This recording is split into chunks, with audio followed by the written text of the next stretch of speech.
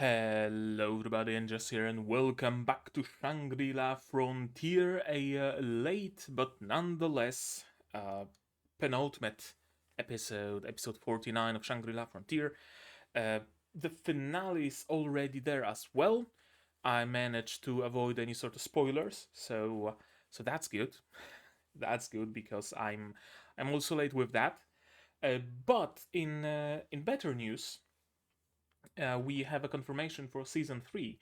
I don't know the full details. I haven't seen like the announcement, the key art and stuff like that yet. So, or have I?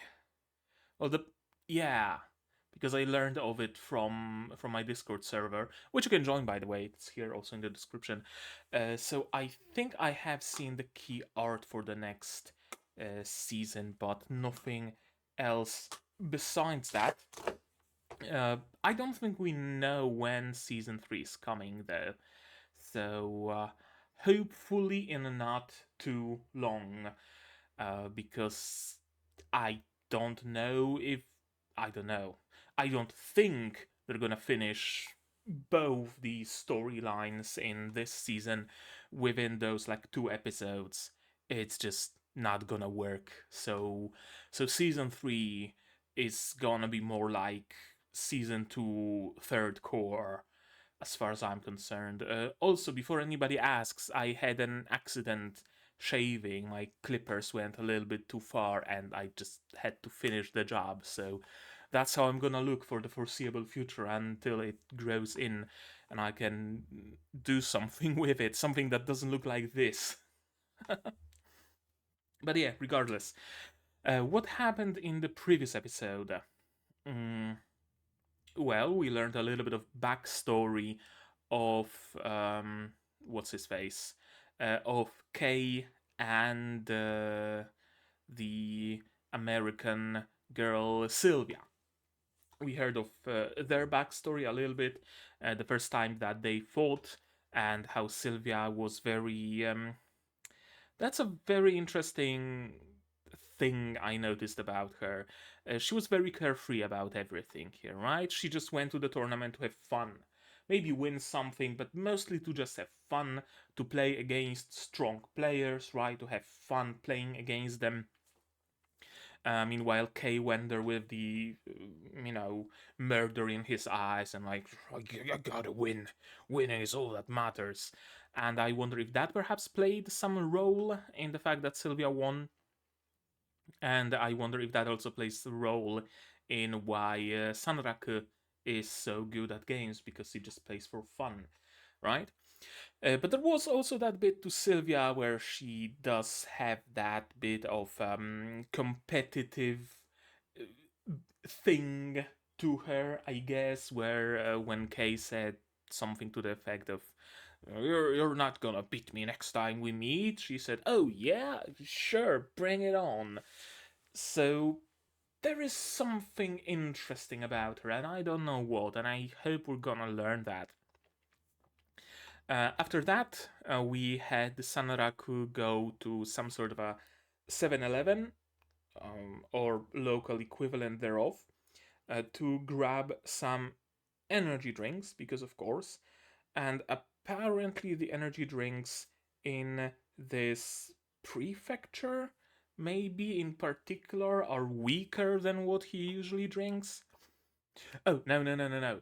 Uh, wasn't it said in the first season that the energy drinks that he drinks are imported? Wasn't Yeah, I think they are. I think Kay is who told Sanraku about those drinks from overseas. Maybe. So the Japanese equivalent that's readily available at any 7-Eleven is just weaker, has less caffeine. And in that 7-Eleven, he met Sylvia, not knowing that it's her because she was wearing a mask and a beret, which is not much of a disguise, but in the world of anime, it makes you basically impossible to recognize. And Sanraku was, of course, wearing his mask because why not? Why not at this point? Gotta commit to the bit, right? and they exchanged some words mostly around caffeine. Sylvia noticed the drinks that he got and told him that she also likes them, but they're weak and she prefers coffee.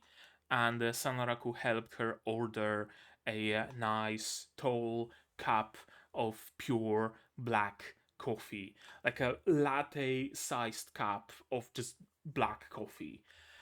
That's not a doppio. That's a fucking quadro, if not more. So another thing that connects them, they really like caffeine. And it also got me thinking that maybe Sylvia's secret in why she's able to react to her opponents so quickly is caffeine, right? She gets some boost from it or something, which is like caffeine is a stimulant, right? Like there's no doubt about it. But it's not like, I don't know, harder stimulants. Basically, the only thing that caffeine does is there are receptors in your brain that get things like molecules stuck to them as you get progressively more tired. And when you sleep, those molecules get cleansed by your whatever system in the brain, and in the morning you have clean receptors and you don't feel tired. What caffeine does is it also binds to those receptors but doesn't trigger them. So the molecules that cause sleepiness cannot latch onto those receptors and you don't feel sleepy, which is also why you get caffeine crash. Because when caffeine finally detaches from those receptors, it detaches basically wholesale, and then all of those receptors at once get assaulted by a bunch of tiredness molecules that are already in your system, and you just feel all that tiredness at once. So the more you know. So I wonder if that will have any sort of implications. Sanraku also played a little bit of Shangri-La, which I think might also play some part in the tournament. I'm willing to bet that on the day of the tournament he wakes up very sleepy, assuming he went to sleep at all, and he's gonna have to maybe dope up a little bit on black coffee or something like that. I don't know, like my mind just goes in circles around the concept of caffeine and that being important somehow. We'll see if it actually goes anywhere though. He decided to play some Shangri-La, and he found a unique, well, not a unique monster, a special elite monster or whatever it was called. Basically a mini boss basically a mini boss, and decided to fight it because, of course, he wanted to just pop in, play a little moment, but there's a boss, and I mean, you can't just not fight a boss when you see a boss, right? And so he did. And then he got an idea that he might as well do some reconnaissance during that fight. Like, what's the deal with the city rebuilding itself and the boss crashing into buildings and buildings getting put together by magic on their own? Maybe that's gonna be useful, maybe that's gonna be significant. And eventually he got an idea to just take that boss and run towards one of the towers where the Cthulhu generals live, or whatever they are, and just drive that mini boss into that tower and see it crumble and see what that does. Maybe it's gonna remove one of the generals, quote unquote, from the equation. Maybe it's not gonna achieve anything. I don't know, but it's gonna be useful knowledge for sure. So I'm gonna assume that's what today's episode is gonna be about. At least like the first half of it. Sanraku running towards the tower, dodging and driving that boss into it. Depending on how that goes, we could also see Sanraku's fight with that mini boss, maybe even with the general from the tower, and that could continue into the finale. Yeah, it could actually work as a finale. The battle with the tower inhabitant, and then season 3 would be the remaining tower people, tower monsters, and then Ktarnid, and the finale of the esports tournament. Maybe. I don't know. We'll see. And to do that, to see, you're of course gonna need your subs to follow along with me. I'm gonna need my sound to hear what's going on in the show. And I'm gonna have to ask you for support. Support the channel if you want monetarily on Patreon, YouTube, down below, or not. Share my content, spread the word. It costs absolutely nothing to do so and helps the channel a lot. And there goes my charger cable. So without further ado, let's start watching Shangri-La Frontier episode 49, the penultimate one, in 3, 2, 1, go.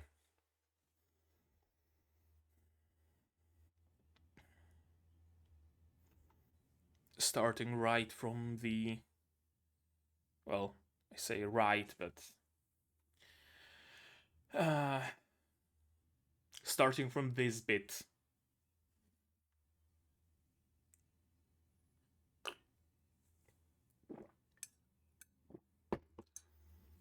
A little bit of a time waster. Opening? Opening. So I guess we can just sit here and enjoy the music, for sure. And also... oh, I know. I'm gonna shill something. I started releasing the picture-in-picture versions of my older series. Started with Symphogear on Patreon. So if you wanna watch Symphogear with picture-in-picture, without the need for 2 screens or any other shenanigans, it's there. The first episode is available on the $1 tier, and episode 2 is available on the $5 tier, and this Monday, episode 2 is also gonna be on that tier, and from that point on, I think once a week, I'm gonna be releasing an episode on Mondays, probably. So check that if you want.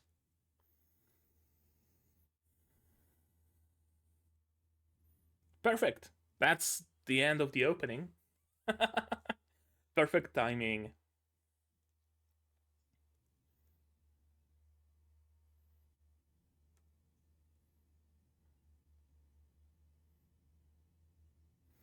Yeah, that's the fire whale, fire orca.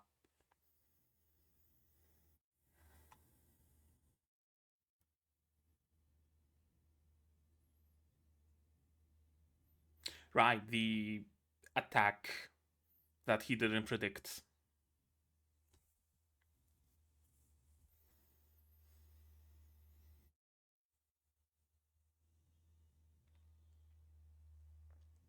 Did he make it? And did the tower make it? That's also a good question.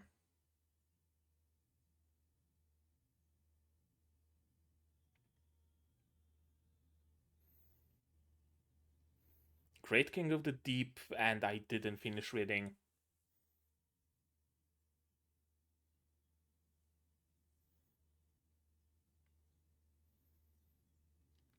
Yeah, something like that.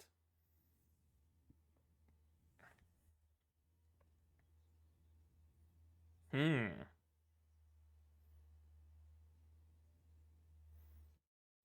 got any health potions? Right. There's that debuff where a potion has a chance to just not work.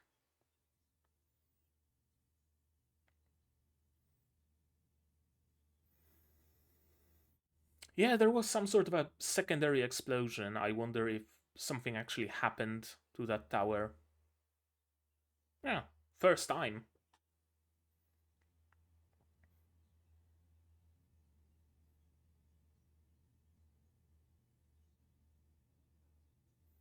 Yeah.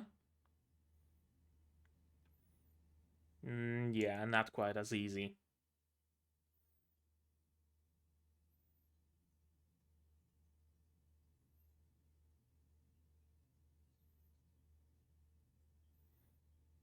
I mean, it stands to reason that the boss arena essentially would be a little bit harder to destroy with any random attack.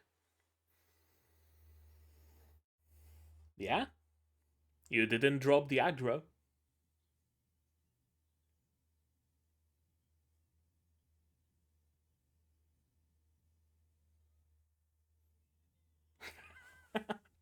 Inventory again?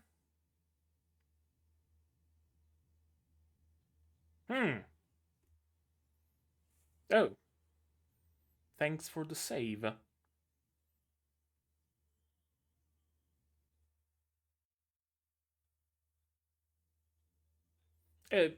Swim, technically, yeah.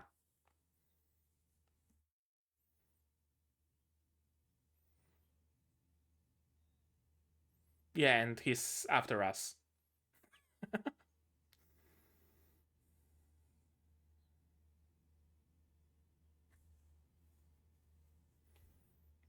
Can it not go any higher?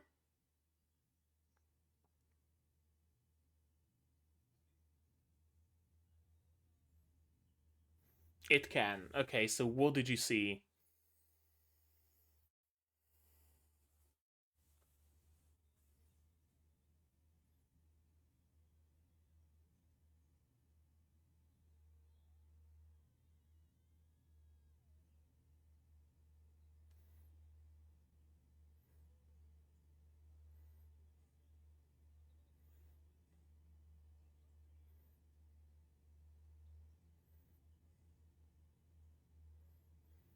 And it can crash buildings, so you can't exactly hide between them.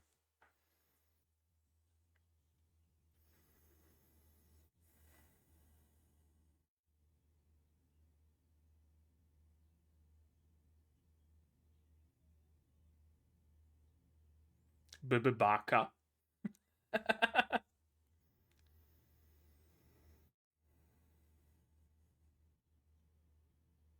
Mm?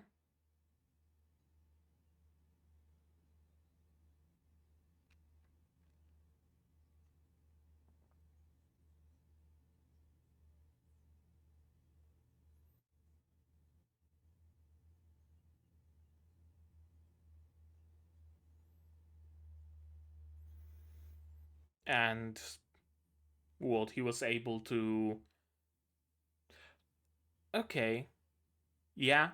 Oh, yeah, basically what I thought. If you internalize the fact that you can swim through the air because it's like water, then you can swim through the air. Kind of a 40k orc logic.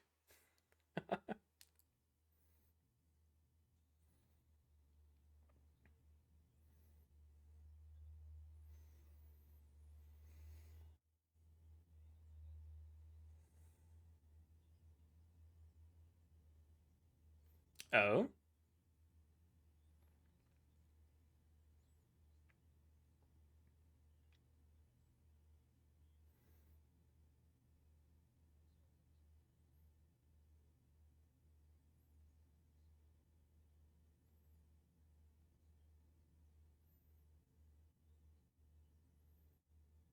It swerved. Hmm. Or not.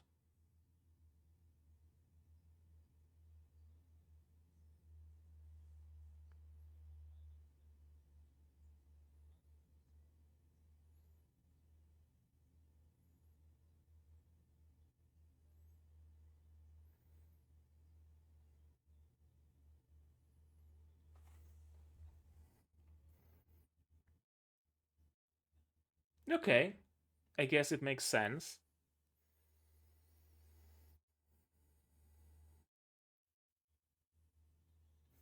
So, do you want to use it to reflect the attack like straight? Just yeah, aim the attack head on so it reflects right back.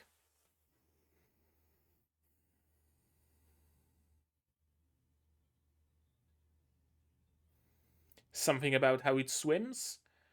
Is that what Sanraku observed from up high? Probably.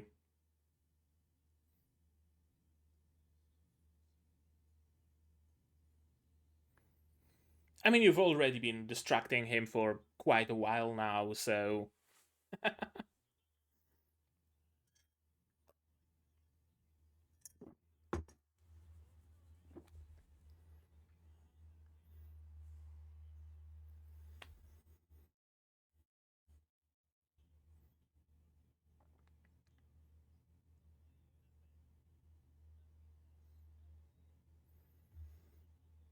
Yeah. Assuming it's, assuming this defeat actually means anything. It could be that it's just a random mini boss that's spawning in the area.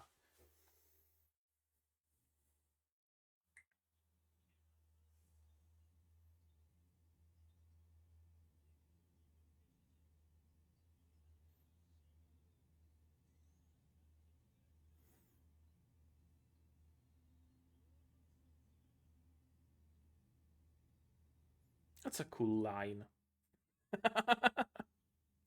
It's time for a little regicide.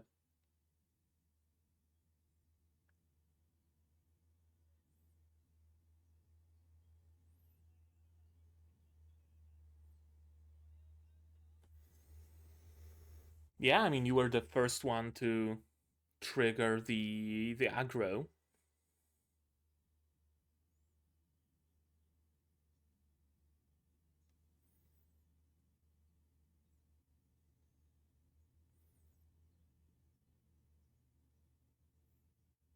Mm-hmm.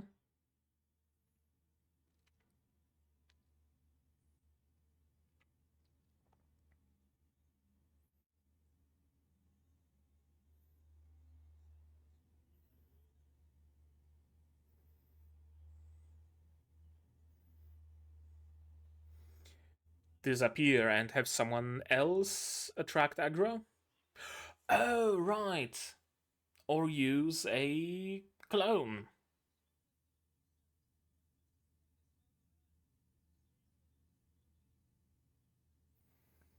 And then it's gonna be patrolling around that area, not around where you actually disappeared from. Makes sense.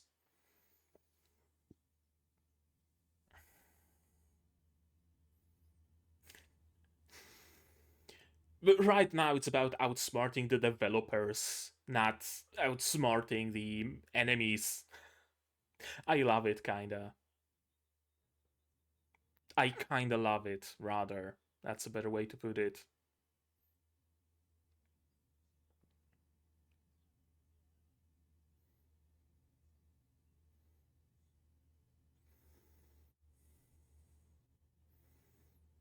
Right, so what's Araba's role here exactly? Besides distraction.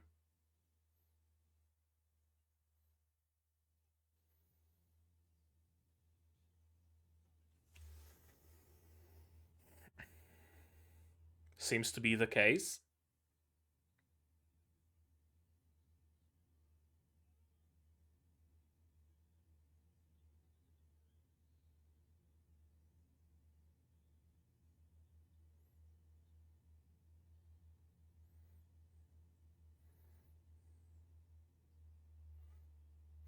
And now it sees you.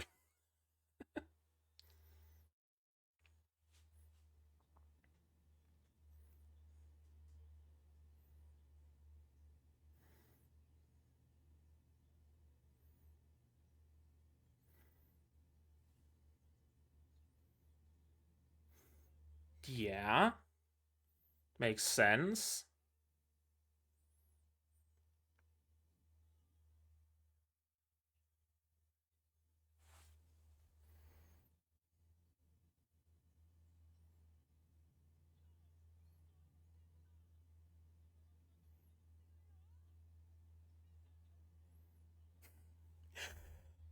Why exactly did you need to lose the aggro, though?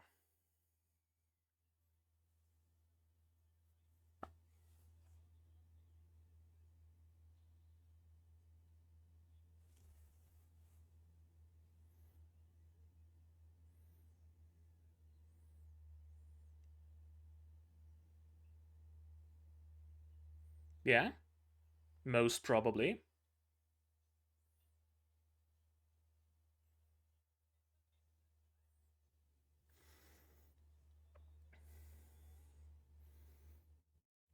How's that gonna help you reflect the attack properly, though?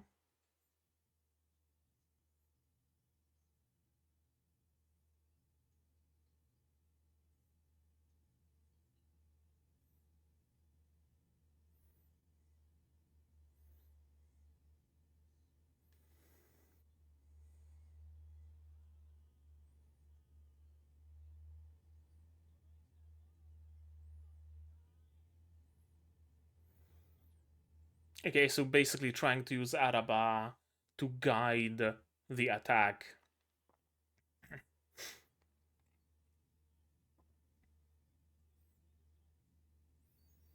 That's not a very head-on angle, though. It seems like it's gonna still reflect at an angle.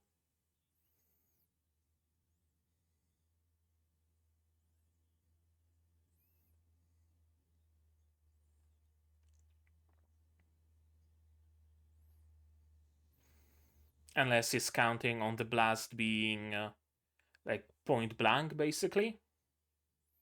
Maybe. So that even if it bounces away at an angle, it still grazes.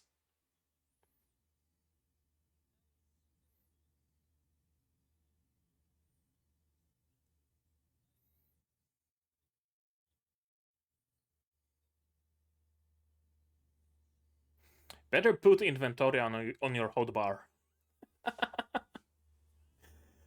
uh, it's high noon.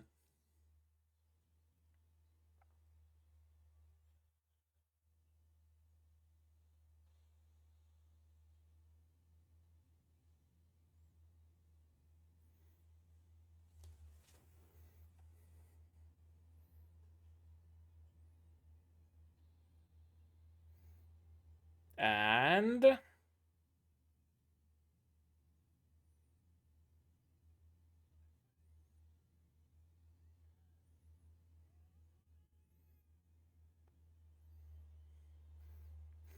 okay, so it's not like a mirror, but rather it absorbs the attack and then launches it back. Yeah, I guess that makes it easier to reflect.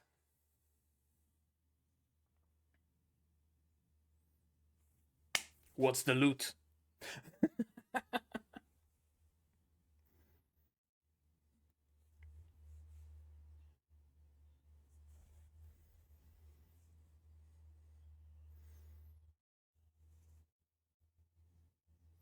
Should probably make for some good armor. Maybe a pair of daggers made of its teeth, or the crystals on the fins. Yeah, gotta finish it off.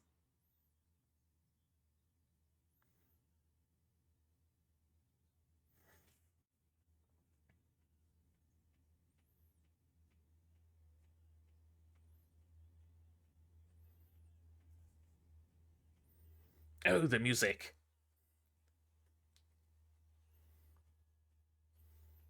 Yeah, it's not gonna be soft.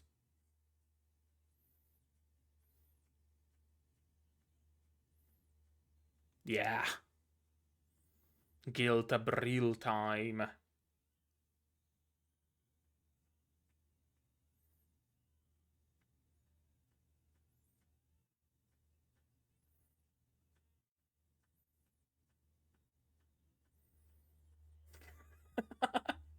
He's still hung up on her. Rent free.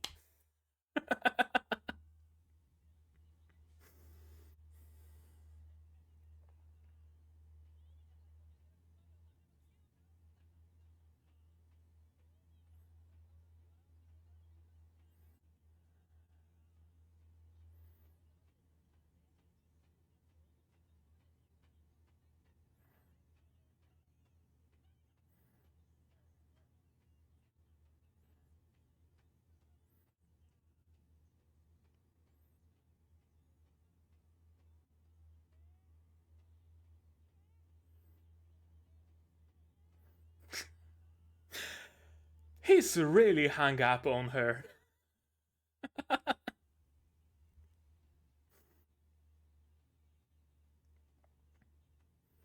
Yes, that's exactly it. He entered a berserk state.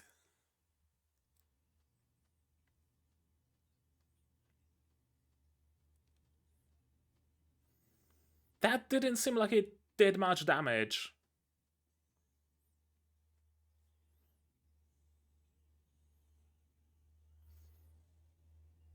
Yeah, that should suffice. Or maybe not. Shit. That's a tough cookie.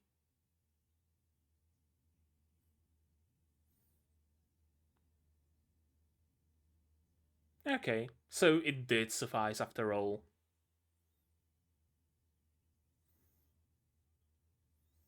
It's taking its sweet time to die though, so yeah.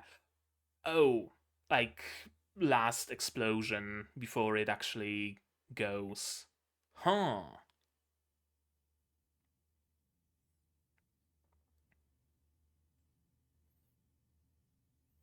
Or is it still alive?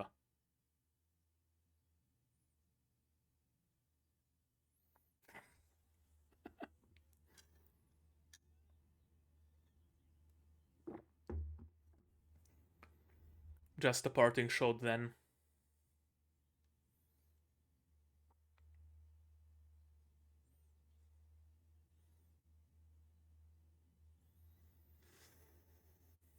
Again, it's taking its sweet. Okay, now it's dead. Now we can rest easy. There's no second phase.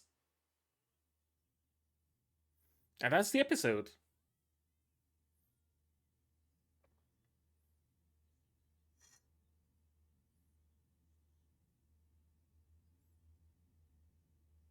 Yeah, the crystal could maybe make like new ammo for Giltabril or something.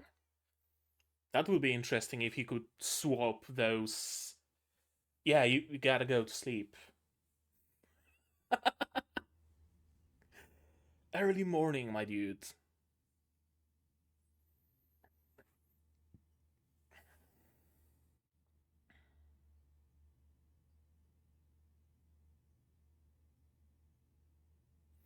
Yeah, no way in hell we're going through both Ktarnid and the tournament in the last episode.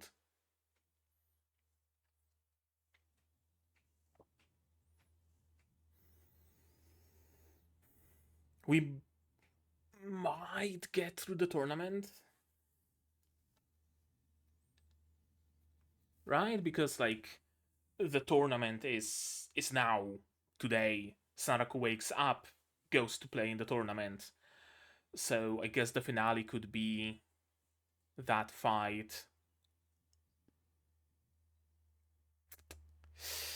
Although, would this show really do just a single episode for a fight as important as that? Like, remember how long was the fight with Whalermen or with Lycagon, right? All those important battles. No way in hell they finished the tournament in just a single episode.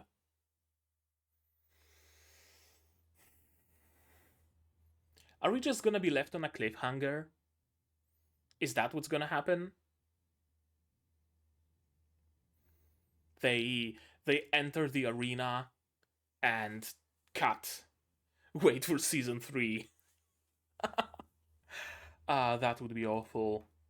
Let's watch this episode again, shall we? Inventoria. Okay, so the attack is basically like a central stream of big damage, and then around it is like second hitbox of smaller damage. And I bumped my mic, sorry.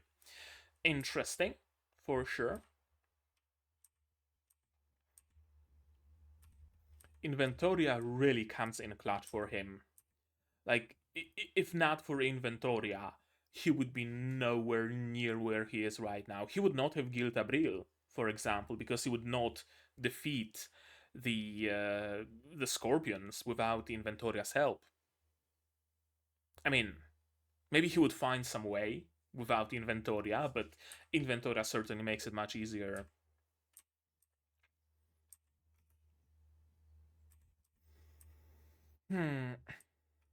Yeah, the tower is still standing. I thought that the explanation for that would be actually very simple, right? It's an important building. There. That's the explanation. In many games where you have free like destruction, there are not many games that do that. Uh, first of all, but in games with destructible environments, if there is a place that should stand, right, like a base or a town with merchants or whatever, they are usually not made destructible, right? Kind of like in Skyrim, basically every single NPC is killable, but I mean, okay, even the important ones are killable, so not the greatest example. But in some games where NPCs are killable, then the important ones are not, right? Like quest givers, you can't just kill a quest giver because they're important for you to be able to finish the game. Or if you kill a shopkeep, then another shopkeep comes in their place the next day or in however long. So I thought that it's simply something like that, right? You can't exactly fight a boss if the arena is destroyed, so the arena must remain. And also protection against cheating by just destroying the tower together with the boss inside. Uh, but no, they got a little bit smarter idea by making it reflect damage.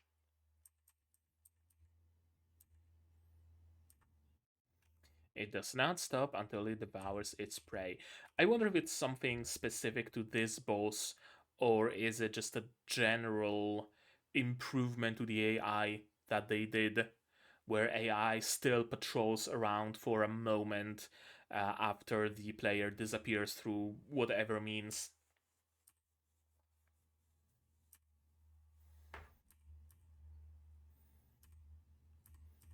I was not always capable of it, only after I realized that waterless air has been twisted into water filled air, and thus, because I can swim and the air is water, I should be able to swim, and lo, he is able to swim.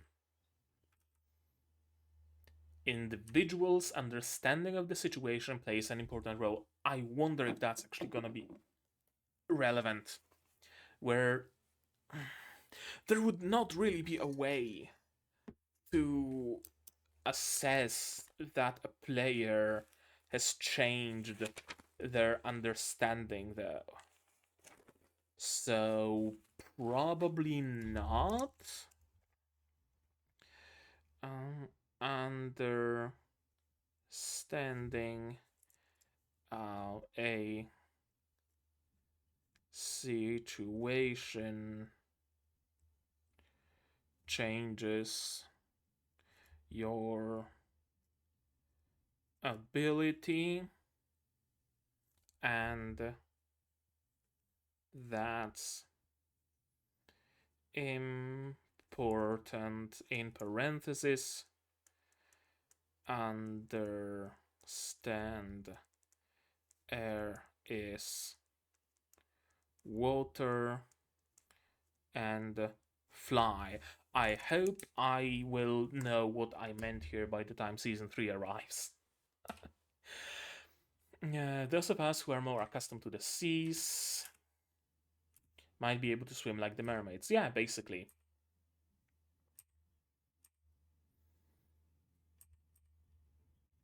Plan for defeating it. Yeah, the blast hit it head on, and it deflected at an angle. Right. So I guess it all depends on what exactly is the hitbox of that tower, right? Like, is it round, is it square, or what's the exact shape here? Because here, okay, it hit at an angle and then it bounced away at an angle. So I'm gonna assume it didn't seem that way, but I'm gonna assume that Sanraku did, in fact, aim the beam correctly.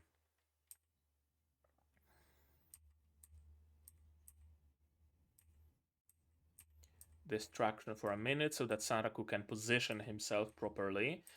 Yeah, I was wondering why does he need that minute of distraction exactly if he could just run at the tower and stand by it and just, avoid the hit. But then, sure, he would not have the control over where exactly the monster is. Although not like he had much control of it as he, you know, in this case, where Araba was staking aggro. I don't know.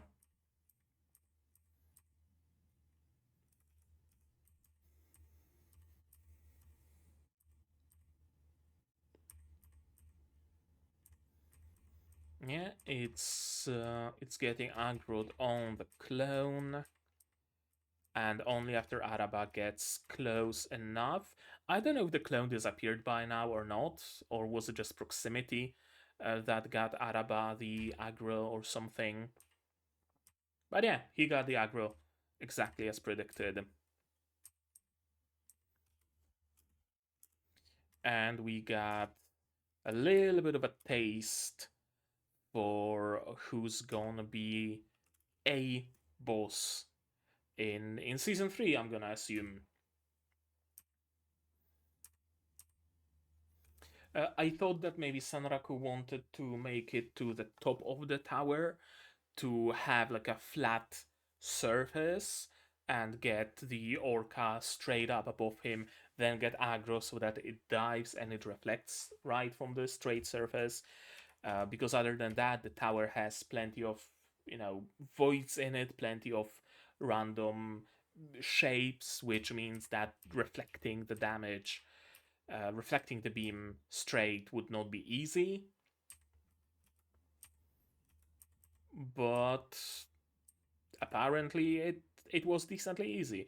I mean, look at the angle Araba is coming from and the angle of the tower. It really doesn't seem like it would reflect straight back. It really seems like it would reflect at an angle. But yeah, I'm gonna assume that it's just perspective playing tricks and the reflection was actually head on. I mean, we can see the effects of it. So of course it was head on.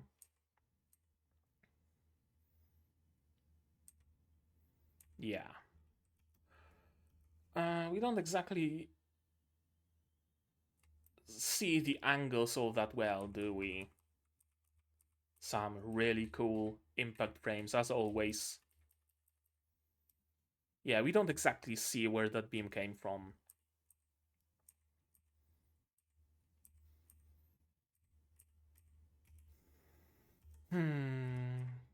Direct hit, but still not quite enough. Gotta finish it off. And yeah, failure. He really hates her guts, doesn't he? Also, something I forgot to mention earlier. I like that.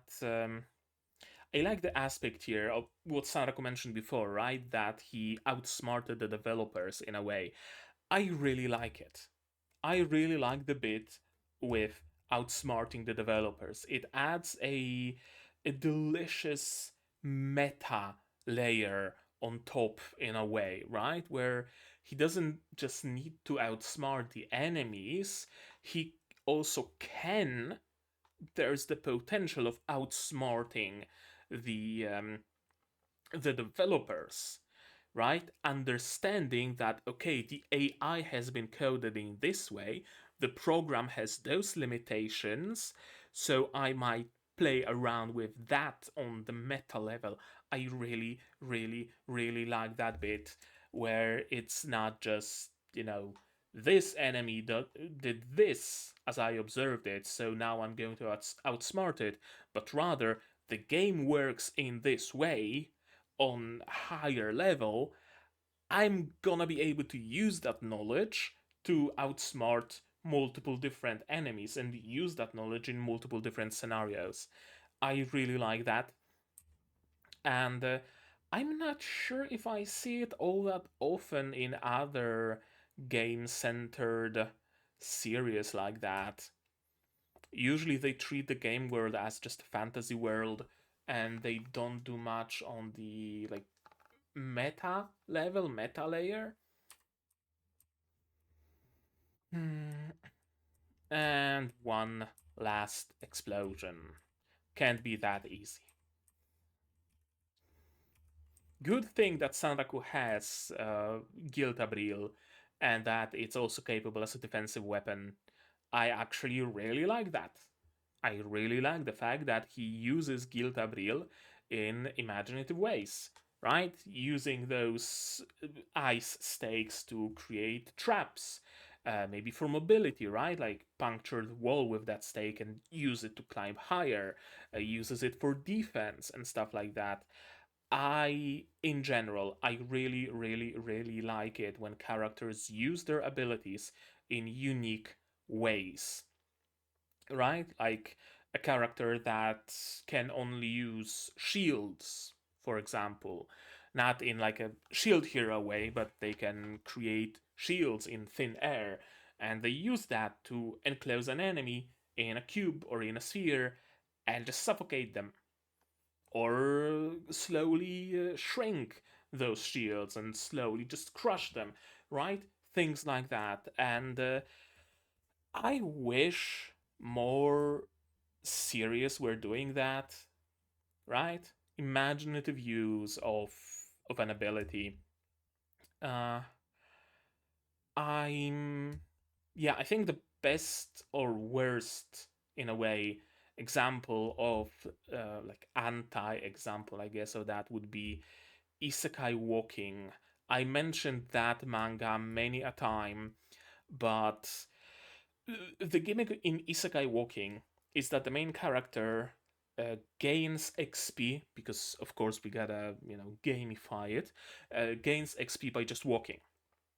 Cool idea. You could do many cool things with it. Maybe and he doesn't get tired when he's walking, so he can carry any sort of load on his back. And as long as he's walking, he doesn't get tired, right? Gimmicks like that. And I thought they're gonna go for that, right? In that direction, where eventually he can just walk and there's like a shockwave as he walks and he can defeat enemies like that, or as long as he's walking, his defenses are increased so much that he's basically invulnerable, or as long as he's walking, he deflects any projectile, right? Things like that, centered around walking, centered around the gimmick.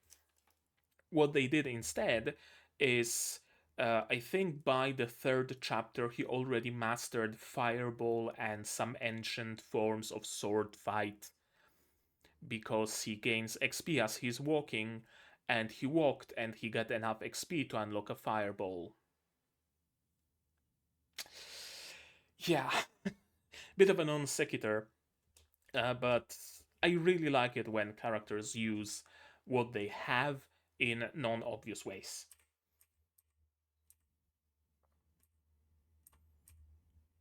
But we beat it in the end, and the loot was some sort of a crystal. I wonder if that might be like an upgrade to Giltabril. Actually, seeking crystals upgrade Giltabril. Right, like he has an ice crystal, he has like a fire crystal or explodey crystal, and now he's gonna have electric crystal, and he can just swap them around. That would be cool.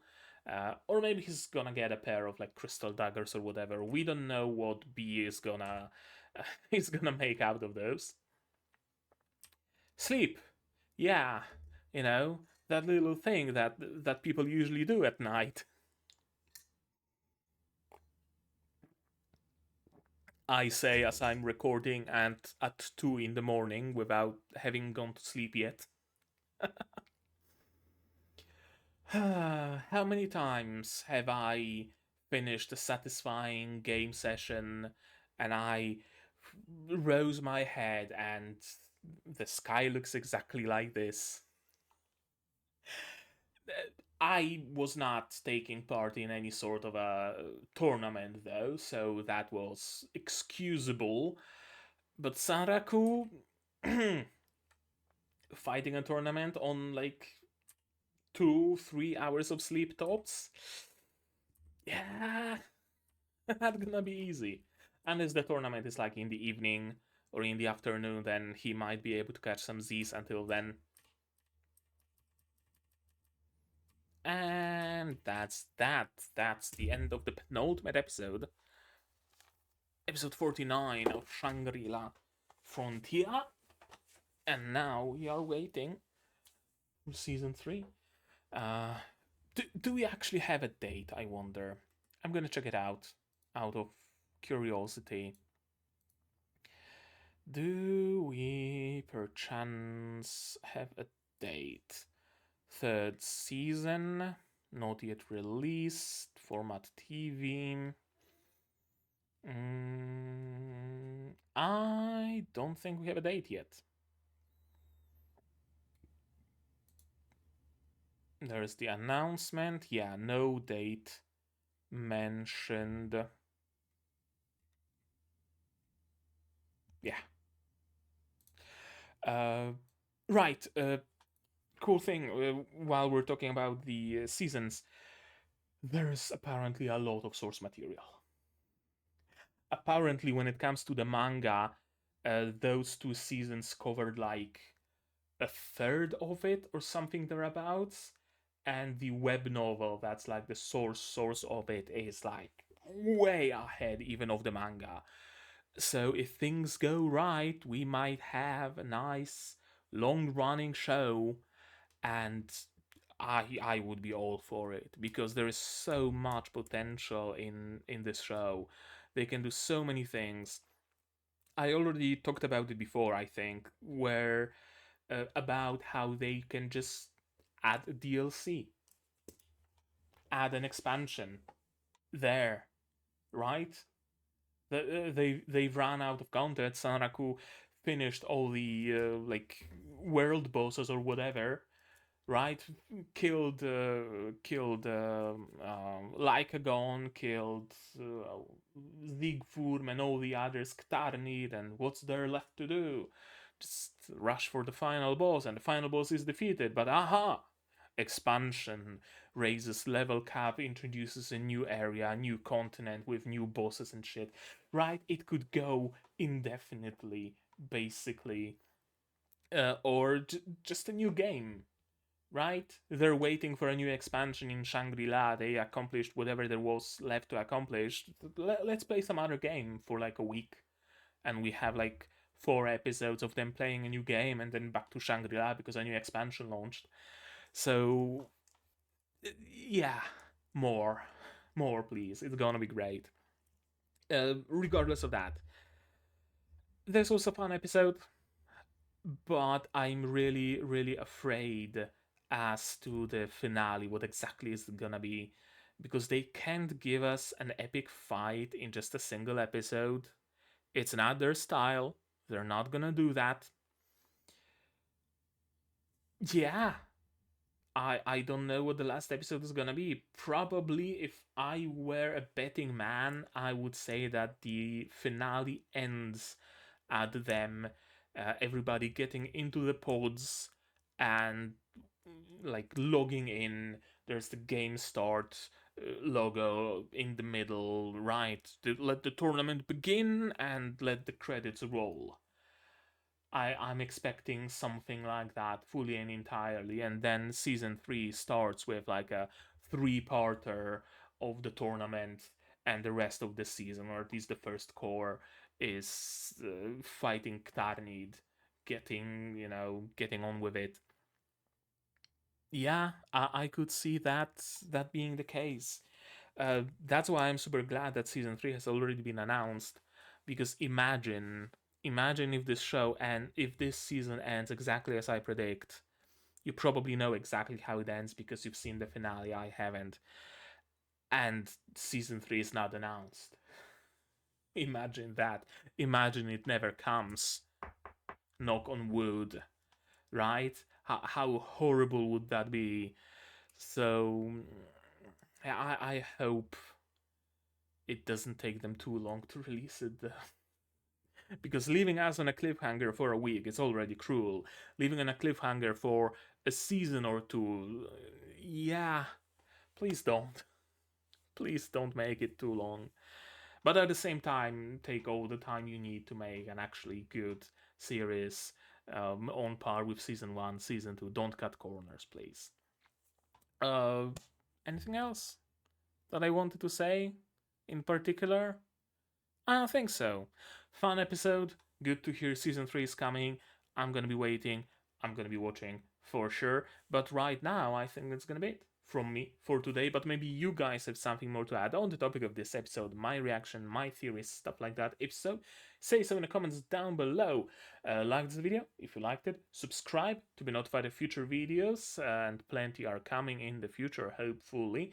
Click the bell to be notified when those videos go up and when I go live, because I stream sometimes. Support the channel if you want monetarily on Patreon or YouTube down below, or not. Share my content, spread the word. It costs absolutely nothing to do so, and it helps the channel an awful lot.